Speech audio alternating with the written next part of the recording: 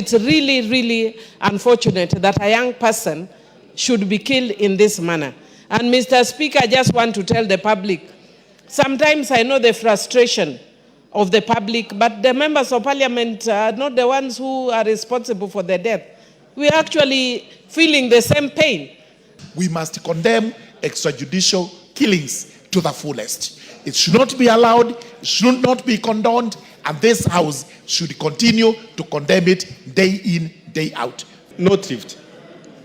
Mr. Speaker, what people are going through there in the hands of bandits, and the police are just joyriding around out here looking for people who are writing Twitter, writing on Facebook, and this one. They are not going for those bandits.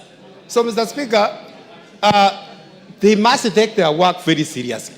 It is time for us to address the wrongs and the rot that we have in the police service, but it's not all the policemen. I want people to know, I've seen on social media people calling for burning of police stations, attacking politicians. I want Kenyans to understand we're in this together. The police force is not all bad. The police force is there to serve us. Speaker, first allow me to pass my condolences to the family members of the late Albert Ojwang.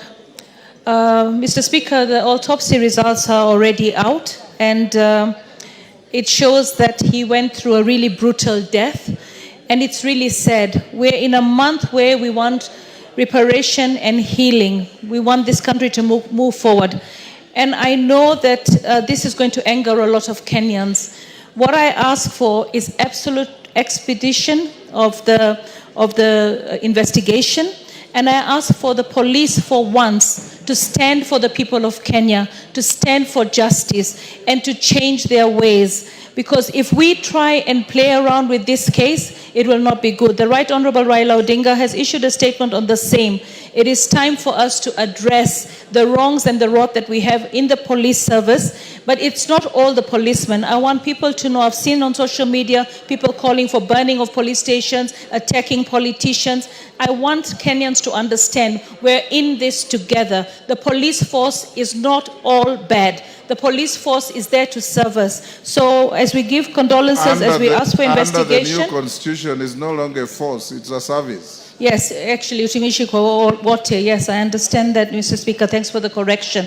I just pray that the family finds peace and that we can do something right now to bring justice to this young man and all the lost souls that we've had in our country. Police brutality should end. The police should do what they're mandated to do and do it within the rule of the law as mandated and asked for by the President. Thank you, Mr. Speaker.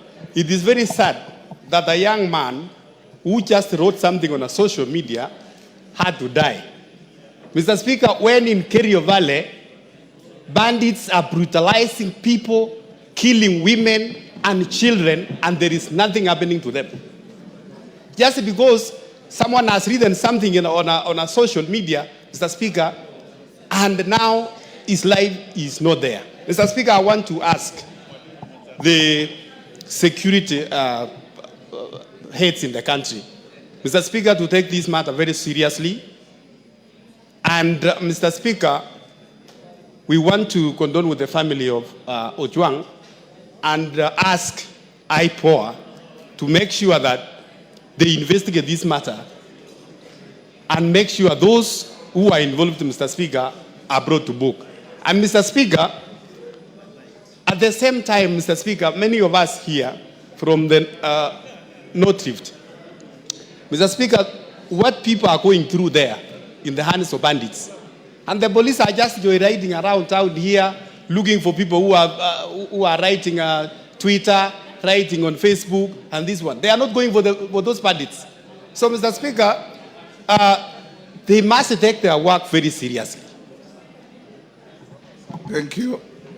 Indeed, it is unfortunate that at this time, after we passed a new constitution making the police service a service, that we still have people who are behaving in the manner that we have seen. Mr. Speaker, I'd want to call on the President to ensure that the police that have been found to be behind the death of Ojwang and who are actually tainting the name of the police should be charged and should be prosecuted, and it should be fast, because justice delayed is justice denied. The problem is, we have seen in this country, sometimes people are arrested, and when their angers go down, then the case disappears. To show seriousness, this case should be fast-tracked. And Mr. Speaker, if IPOA is not in a position to, occasionally the government has actually employed the services of external forces and external investigators. For us to have confidence, perhaps the government may need to even consider that, because it's really, really unfortunate that a young person should be killed in this manner. And Mr. Speaker, I just want to tell the public, sometimes I know the frustration of the public, but the members of parliament are not the ones who are responsible for the death. We are actually feeling the same pain.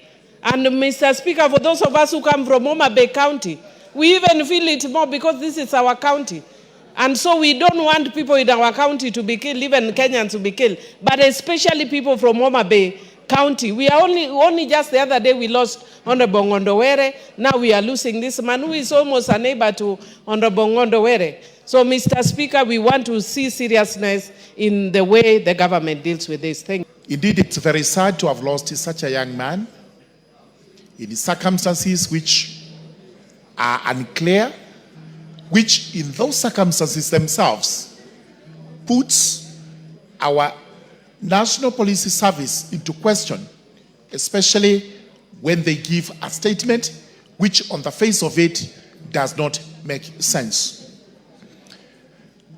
Honorable Speaker, we urge the service, IPOA, and everyone who is investigating to actually do the best they can to unravel the ministry, to unravel the mystery, so that justice is served on the family of this young boy who passed away in those circumstances. Sometimes we wonder why the police service actually has to conduct itself in the way it is doing. And what begs the question is whether their syllabus has changed since the days pre-colonial, or even the colonial days. Because we know very well during the state of emergency, we had these extrajudicial killings. Has this been carried on even up to today? Are there officers, whether senior or junior, who are giving instructions to have young boys executed? These are the questions we ask ourselves, and it is the high time we looked at the qualifications and the training of our police officers. Maybe there may be something wanting, the entry point level and the training they get at Kiganjo. Times have changed. We must now live to expectation. Justice must be done at all times, and we must condemn extrajudicial killings to the fullest. It should not be allowed, it should not be condoned, and this House should continue to condemn it day in, day out. This is, by all means, a very serious matter. Yesterday, yours truly here and others spoke to it in the same manner that you are speaking. The chairman of Security Committee, this matter is causing a lot of anxiety, and the explanations coming out, for those of you who have read the book Steve Biko, it sounds like a Steve Biko story. And I would want to direct the chairman of security. I know Thursday is budget day, but we have half an hour before budget starts. You will bring a preliminary report and statement to the House on Thursday at 2:30 to inform the House and the country the progress so far made in the investigations and some response to the issues raised by the Honorable Jared Okello on behalf of Ifo Bara, the Honorable Pasaris, Mili, Morugara, and Bowen. And I know many members have issues on this. Hold your horses. When the statement comes on Thursday, I'll give you an opportunity. Tongoyo. Thank you, Honorable Speaker. Well guided. And just like the rest of us and majority of Kenyans, I want also to pass my condolences to the family. It is extremely very unfortunate incident, Honorable Speaker, that a young Kenyan dies in the hand of the police